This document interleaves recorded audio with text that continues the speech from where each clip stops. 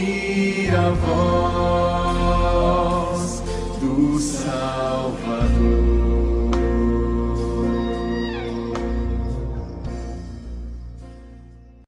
Irmãos, vamos abrir. Nós estamos na sequência. Eu sigo algumas sequências, né? E aí, para não cansar vocês, eu tenho diversificado. Nós estamos conversando agora também sobre aprendendo com as palavras de Jesus. É pegar na sequência dos Atos as palavras de Jesus. A gente viu Jesus no batismo, depois viu na tentação. Mateus capítulo 4 é o nosso texto de hoje. Mateus capítulo 4, versículo 18 a 22. Teve a tentação de Jesus. Depois da tentação, o texto diz que Jesus saiu pregando a palavra. Ele foi para Galileia, e no versículo 12 diz que foi quando ele ficou sabendo que João fora preso. Então, João foi o precursor, pregou. Quando Jesus foi começar o ministério, João saiu de cena, preso. E Jesus saiu pregando e dizendo que era para as pessoas se arrependerem, porque estava próximo o reino de Deus, que era a mesma pregação de João Batista. E aí, a partir do versículo 18 a 22, diz assim: caminhando junto ao mar da Galileia, viu dois irmãos, Simão, chamado Pedro, e André, que lançavam as redes ao mar, porque eram pescadores. E disse-lhes: vinde após mim, e eu vos farei pescadores de homens. Vinde após mim, e eu vos farei pescadores de homens. Então eles deixaram imediatamente as redes e o seguiram. Passando adiante, viu outros dois irmãos, Tiago, filho de Zebedeu, e João, seu irmão, que estavam no barco em companhia de seu pai, consertando as redes, e chamou-os. Então eles, no mesmo instante, deixando o barco e o seu pai, o seguiram. A nosso texto básico é o versículo 19: vinde após mim, e eu vos farei pescadores de homens. Eu tenho três pessoas, eu tenho muitas pessoas, né? Mas eu tenho três pessoas que queria citar hoje, que são pessoas muito importantes na minha vida. Uma é o Roque. O Roque foi meu professor na escola quando era criança. Mas a grande influência que o Roque exerceu sobre a minha vida não foi como professor, foi como professor de escola dominical, pregador. Era aquela pessoa leiga que cuidava da congregação quando eu era criança. E a primeira vez que eu ouvi, e eu ouvi durante todo o meu tempo de pregação em igreja, era o Roque quem fazia, e até hoje ele continua lá na congregação pregando. Então eu via o Roque dando aula, mas agora se aposentou. Via o Roque pregando na escola dominical e no culto à noite. Até hoje ele fazia isso, e eu jogava bola com ele quando era criança, e até hoje, quando eu vou lá, eu já não aguento muito, mas o Roque continua firme, jogando bola. Outra pessoa foi o professor Oswaldo Maeda.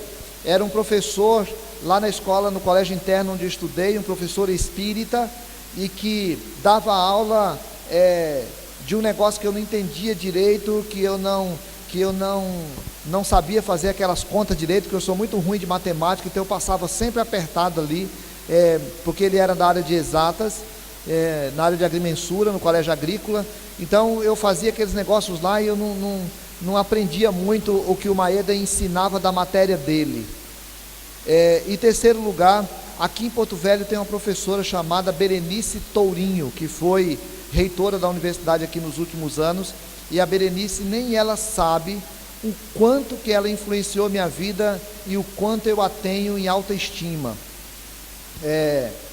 De todos os professores que passaram na minha vida, eu não vou esquecer da influência do Roque, com a sua moral cristã, da influência do Maeda, com a sua lógica de amor ao próximo, de carinho ao outro, e da dedicação com que a Berenice fazia a sua ação na sala de aula.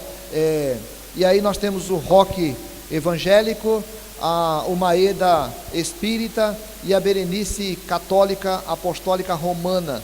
Berenice tem um irmão padre, então todas as vezes que ela me encontra, ela fala: a sua bênção, pastor. Ela é toda de a sua bênção, pastor. São pessoas que me influenciaram. Jesus está agora começando tudo o que ele veio fazer.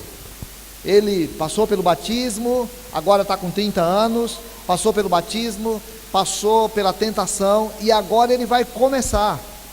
E ele vai começar um grande projeto, que na cabeça dele, ele tinha que te alcançar. O projeto dele, há 2000 anos atrás, estava pensando em você. Eu gosto de cantar aquela música, ele pensava em ti, ele pensava em mim, ele pensava em nós. Lá na Judéia, lá na Galileia, lá no cantinho do paizinho, pequenininho, no grande império romano, aquele homenzinho, filho do Zé e da Maria, tem que começar um grande projeto, e esse grande projeto é para mudar o mundo, é para mudar a lógica do mundo, é para mudar a moral do mundo, é para mudar a cultura do mundo, e é para mudar e alcançar pessoas e pessoas e pessoas até chegar em você. Então ele precisava tratar isso com muita dedicação, e aí ele começa a convocar pessoas, aquilo que eu estou chamando de uma convocação transformadora. Ele vai convocar pessoas, mas ele pode convocar pessoas para ouvirem o que ele tinha a dizer, ou ele pode convocar pessoas para se comprometerem com o que ele tinha a dizer. E ele não tinha a opção de convocar pessoas para ouvir o que ele tinha para dizer. Ele tinha que chamar pessoas que se comprometessem com aquilo que ele tinha para dizer. Então, em primeiro lugar, ele tinha que usar uma palavra de autoridade. Era uma palavra de alguém que chegasse para os outros e falasse: vinde. Quem é que chega num lugar e as pessoas estão pescando, e ele chega lá e olha para as pessoas e disse: vinde, eu vos farei, se vier após mim, vinde após mim, e eu vos farei pescadores de homens. Vinde, eu quero que vocês deixem o que vocês estão fazendo, eu quero que vocês deixem os projetos de vocês, eu quero que vocês deixem o que estavam pensando em fazer hoje, eu quero que vocês deixem a profissão de vocês, porque eu tenho um grande projeto. Eu tenho um projeto que é para pensar o mundo todo. Eu tenho um projeto que é para pensar em milênios. Eu tenho um projeto que é para transformar as vidas das pessoas por toda a eternidade. Eu tenho um projeto que é um projeto vindo diretamente do trono de Deus para estabelecer o reino de Deus aqui. Aqueles homens não podiam ter dúvidas de quem era Jesus, porque o projeto era muito grande. Jesus sabia quem ele era. Jesus sabia que ele não era apenas o filho do Zé e da Maria. Jesus sabia que ele não era apenas um jovem de 30 anos que estava passando por ali. Jesus sabia que ele era a encarnação divina na terra. Jesus sabia que ele era o Messias. Jesus sabia que ele veio para a terra para buscar e salvar o que se havia perdido. Jesus sabia que ele morreria em Jerusalém por causa da sua missão. Jesus sabia que ele ressuscitaria. Jesus sabia que ele voltaria para o céu. E Jesus sabia que um dia ele viria buscar aquelas pessoas. Mas o Pedro, o seu irmão, logo depois o Tiago e o João, eles não sabiam. Então, a palavra de alguém que chegasse ali para poder dizer vinde, era uma palavra que tinha que ter autoridade. Era uma palavra de alguém que tinha que saber exatamente o que ele queria. Era uma palavra de alguém que tinha que saber exatamente o que ele sonhava, o que ele pensava, o que estava dentro dele. Então ele olha para os discípulos e diz vinde. Logo depois, mais à frente, ele vai dizer: eu quero que vocês aprendam que vocês são chamados para serem sal da terra. A terra está meio putrefando, a terra está meio estragando, a terra está meio destruindo-se, e é preciso que alguém ajude a manter, a melhorar, a dar uma condição melhor para a terra. Então, venham. A terra está vivendo nas trevas, a terra está vivendo na escuridão. Então, eu estou chamando vocês para que vocês sejam luz, para que vocês possam dar clareza ao mundo, para que o mundo possa saber o que é para fazer. Então, eu estou chamando vocês, venham. Porque eu tenho o projeto de buscar e salvar a humanidade. E eu quero que essa mensagem chegue no mundo todo. Eu quero que essa mensagem fique aqui na Galileia, onde nós estamos vivendo, e eu estou morando inclusive em Cafarnaum. Mas eu quero que essa mensagem vá e passe Samaria e chegue até lá em Jerusalém. Só que eu quero que essa mensagem vá para outros povos e chegue a Roma e chegue a Espanha. Eu quero que essa mensagem chegue na Inglaterra. Eu quero que essa mensagem chegue na América. Eu quero que essa mensagem chegue na América do Sul. Eu quero que essa mensagem chegue em todas as aldeias. Eu quero que essa mensagem chegue em todos os lugares onde tiver um humano. Onde tiver um ser humano, eu quero que essa mensagem chegue. Jesus não podia falhar agora. Ele estava convocando as primeiras pessoas que iriam se comprometer com o projeto. Eu sei que a gente não consegue dizer isso, irmãos. É difícil para a gente colocar em palavras isso. Porque nós sabemos hoje o que significava na cabeça de Jesus naquele momento. Nós sabemos o que é que Jesus queria. Aqueles discípulos eram pescadores, homens rudes que viviam ali da pesca, que certamente não sabiam de nada. Mas a palavra de Jesus era uma convocação para pessoas que se comprometessem com o projeto do reino de Deus na terra. Um projeto que precisa alcançar todas as pessoas em todos os lugares, em todas as culturas, em todos os tempos. A história vai mostrar que não era um projeto simples. Porque se eles estavam chamando, ele estava chamando os discípulos e tinha que falar para eles, inclusive o João, que foi o meu predecessor, está preso. Certamente Jesus não falou para eles, olha, cada um de vocês vão morrer por isso. Todos os apóstolos morreram por causa do projeto. Todos vocês que vão me seguir como apóstolos, vocês vão morrer no final por causa do projeto. A história é marcada, irmãos. Toda a história do cristianismo é marcada por pessoas que morreram por causa do projeto. Toda a história do cristianismo, ainda hoje tem gente morrendo por causa do projeto. Ainda hoje tem pessoas se doando por causa do projeto. Ainda hoje tem pessoas que estão entregando suas vidas por causa do projeto. Ainda hoje tem pessoas que estão entregando seus sonhos por causa do projeto. Ainda hoje tem pessoas absolutamente comprometidas com esse grande projeto do reino de Deus na terra. Eu tenho a impressão de que em alguns momentos parece que nós, igreja, não entendemos isso ainda. Porque nem sempre a gente consegue perceber um povo comprometido com o projeto. Nem sempre a gente consegue ver o povo envolvido com o projeto de Deus. Jesus chamou aqueles discípulos naquela hora e diz: vinde. Jesus está chamando você e a mim dizendo: vinde. E ele faz isso com uma palavra de absoluta autoridade: vinde para o projeto. Sabe qual é o problema? É que a gente está entendendo que Jesus está chamando o vinde para a salvação. Venham, eu quero salvar vocês, eu não quero que vocês vão para o inferno. Venham, porque eu quero que vocês tenham uma vida boa. Venham, porque eu quero que vocês sejam bem-sucedidos. Venham, porque eu quero que vocês tenham bons casamentos. Venham, porque eu quero que vocês tenham boas famílias. Gente, tudo isso é verdade, mas é assim: venham, porque eu tenho um projeto. Eu não sei se Jesus tivesse dito naquele dia para aqueles discípulos se eles largariam e iriam atrás de Jesus. O fato é que Jesus passou 3 anos com eles, e durante os 3 anos foi falando para eles: olha, as raposas têm os seus covis, as aves dos céus têm os seus ninhos, o Filho do Homem não tem onde reclinar a cabeça. Eu estou chamando vocês para virem para o projeto, mas eu quero que vocês entendam que eu quero chamar vocês para virem após mim. É uma palavra de autoridade convocando discípulos e não ouvintes. Eu estou chamando vocês para virem após mim. É uma palavra de autoridade convocando discípulos e não ouvintes. Ouvintes são aquelas pessoas que estão dispostas ao ouvirem os ensinamentos e tirarem aquilo que lhes é útil.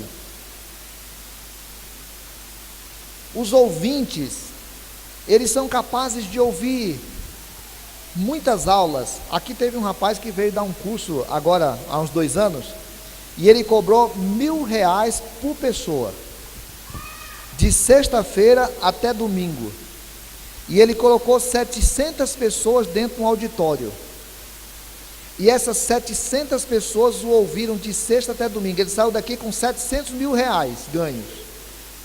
Aliás, venhamos e convenhamos que ele é bom nisso, porque para atrair pessoas, colocar pessoas 3 dias e pagar R$1.000 é porque ele é bom. E essas pessoas ouviram os seus ensinamentos, e agora ele foi embora e ele vive a vida dele, e as pessoas aqui se encantaram com os ensinamentos daquela época, mas muita gente já nem lembra mais o que ele falou, porque essas pessoas eram ouvintes. Jesus estava convocando discípulos. Eu quero pessoas que venham após mim. Eu quero pessoas que, quando eu estiver andando, elas venham no caminho onde eu estiver andando. Eu quero pessoas que saiam aprendendo o que eu estou ensinando, para que elas possam viver na prática aquilo que eu ensinei. Eu quero pessoas que estejam comprometidas com aquilo que eu estou propondo para o mundo. Eu quero pessoas que sejam conhecidas como discípulos e não como ouvintes. O Spurgeon dizia que os sermões que mais precisam ser ouvidos hoje são aqueles que são ditos pela vida daqueles que usam o sapato de Jesus. É preciso que a gente esteja muito comprometido, irmãos, com o Evangelho, para a gente ser conhecido como discípulo e não como ouvinte. Jesus não poderia chamar 12 homens que estivessem comprometidos com os seus ensinos apenas de ouvidos. Jesus precisava de 12 homens que estivessem comprometidos com o seu Evangelho. Por isso ele diz: se alguém quer vir após mim, a primeira coisa que precisa fazer é negar-se. Se alguém quer vir após mim, a primeira coisa que precisa fazer é negar-se, assumir o compromisso do que é ser crente e me seguir. Se eu não estiver disposto a ser praticante da palavra de Jesus, eu ainda sou apenas ouvinte e não discípulo. Vinde após mim. Às vezes nós temos disposição de andar com Jesus se o caminho for legal, porque se o caminho que Jesus estiver escolhendo for meio atrapalhado para nós, a gente dá uma andada de lado e a gente segue Jesus de lado. Nesse caminho aí não dá, Senhor. O que eu escolhi é muito melhor, muito mais tranquilo, muito mais leve. O Senhor tem hora que inventa um negócio que não tem nada a ver. Não está óbvio que se for por aí vai ser perigoso? Se for por aí, vai ser complicado. Eu não posso te seguir por aí. Eu vou dar um jeito de me seguir por aqui, porque por aqui eu ganho mais. Por aqui eu vou ter mais lucro. Por aqui vai ser melhor para minha família. Por aqui. E a gente está seguindo Jesus, e Jesus está falando, mas é por aqui. Eu digo, não, por aí não. Eu não vou não, tá doido? Eu posso até dar um jeito de me ajeitar lá na frente para te encontrar lá na frente, mas por aí eu não vou de jeito nenhum. É perigoso, dá prejuízo, rouba meu tempo, tira minha qualidade de vida. Eu não quero seguir a poste. Se o senhor estiver muito preocupado comigo, vamos fazer o seguinte: o senhor está preocupado comigo? Então vamos fazer o seguinte: o caminho era por aqui, eu vou por aqui, o senhor vai atrás de mim. Porque às vezes a gente coloca Jesus para nos seguir. Às vezes a gente coloca Jesus para fazer a nossa vontade. Às vezes a gente coloca Jesus para seguir o meu reino. E aí eu não adapto a minha vida ao projeto de Jesus. E ele diz assim: vinde a mim, vinde após mim. É uma palavra de autoridade, é uma palavra para seguidor, e é uma palavra para um compromisso radical. Irmãos, a igreja, nós estávamos estudando hoje lá com catecúmenos, as pessoas que estão preparando para serem membros da igreja presbiteriana, e a gente estava falando que para ser membro da igreja presbiteriana é fácil, não é uma coisa difícil. Membro da igreja presbiteriana, basta seguir algumas regrinhas e a gente vai ser membro da igreja. Agora, ser discípulo é ser comprometido com o projeto de Jesus, e o projeto de Jesus, ele transforma os nossos projetos nos projetos dele. Isso tem que estar claro na nossa mente, porque senão nós vamos ficando, irmãos, eu não estou falando de vocês, eu estou falando de mim. Em vários momentos eu olho para a minha vida e eu acho que eu tenho um projeto, e o meu projeto não é o projeto de Jesus. Em vários momentos eu olho para a igreja e eu fico vendo as pessoas montando os projetos mais mirabolantes do mundo, e nem sempre é uma preocupação com Jesus. Sabe aquele irmão que vai fazer uma casa, e ele vai construir uma casa e fala assim: rapaz, eu vou fazer uma área aqui, porque aqui nessa área é onde vai reunir a minha célula.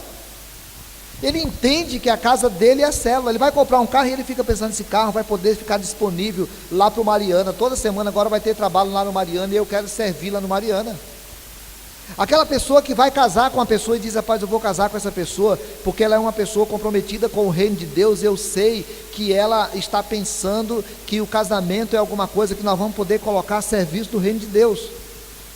É aquela pessoa que ela entende que quando Jesus lhe chamou o seu casamento, o seu carro, sua casa, seu sonho, seu projeto, tudo para o reino. Então Jesus olha para eles e fala para eles: eu sei que vocês são pescadores, mas eu estou chamando vocês, eu vou transformar vocês agora em pescadores de homens. Porque o que eu vim fazer na terra foi buscar e salvar o perdido. Eu vim salvar pessoas.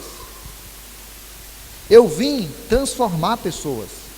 E eu estou chamando vocês para serem pregadores do Evangelho. Eu vou transformar a profissão de vocês num projeto missionário. Eu vou transformar os dons de vocês num projeto missionário. O Moody dizia assim: alguém não envolvido com evangelismo é como um bombeiro que corre para um prédio em chamas apenas para ajeitar o quadro na parede. Alguém não envolvido com o evangelismo é como um bombeiro que vai para uma casa pegando fogo, preocupado em arrumar o quadro. Parece às vezes que nós estamos assim arrumando o quadro em casa pegando fogo, porque a gente não se preocupa com a salvação do outro. Então Jesus diz: eu quero transformar policiais em pessoas que zelam pela segurança da salvação do outro. Eu quero transformar mecânicos em pessoas que consertam a vida espiritual dos homens. Eu quero transformar médicos em cura d'almas.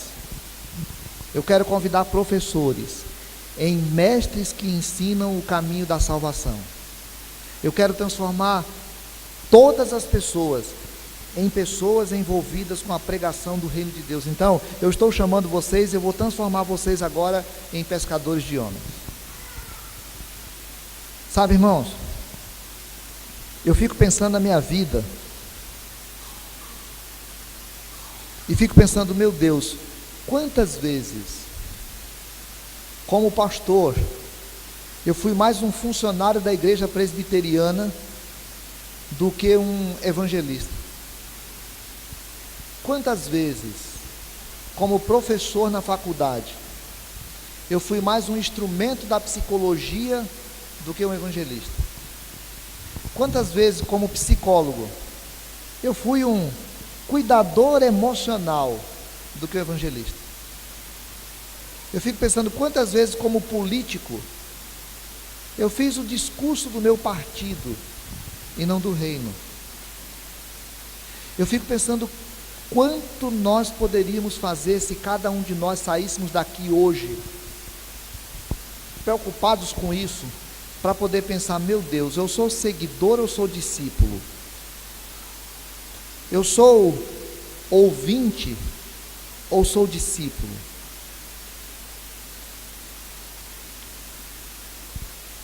O professor Maeda, ele não sabe o quanto que ele me influenciou. De certa maneira, eu me tornei discípulo do Maeda, porque o Maeda nem sabe que eu existo mais. O Maeda não tem, ele vive na Ekdawana, ele não tem noção do que eu vivo, do que eu falo, e ele não sabe as quantas vezes que aquilo que ele falou determina o meu jeito de fazer. O Rock me conhece, é verdade. O Rock me encontra todo janeiro, é verdade.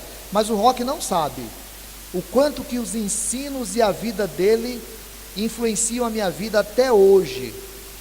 Não são poucas as vezes que eu paro para pensar, meu Deus, o Rock faz assim, eu preciso fazer também. Em alguns momentos eu fico lembrando do Rock e fico pensando, caramba, eu tenho que fazer igual o Rock. A professora Berenice vive a vida dela lá, não tem noção,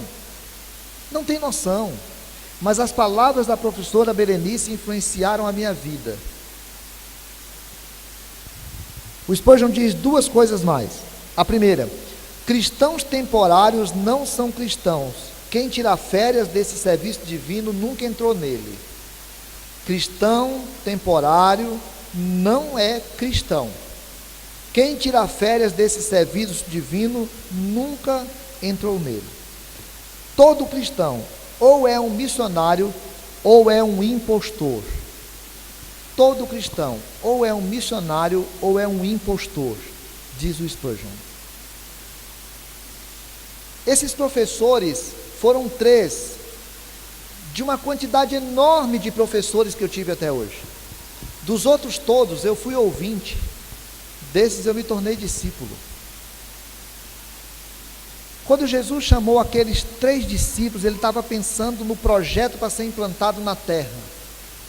E aqueles homens se comprometeram, eles e os seus outros colegas, com exceção de Judas, totalmente com a implantação do reino de Deus. Eu vou sair daqui hoje com uma pergunta para o meu coração: eu sou ouvinte ou discípulo? O ouvinte não tem compromisso com o ensino, é um aprendiz. Ouve, tira o que lhe é útil e vai embora. O discípulo aprende, segue e procura praticar. Eu convidei vocês, ou eu convoquei vocês, para virem após mim, e eu quero fazer de vocês instrumentos missionários para outras pessoas lá fora. Qual é o compromisso? A gente cantava um hino antigo, né?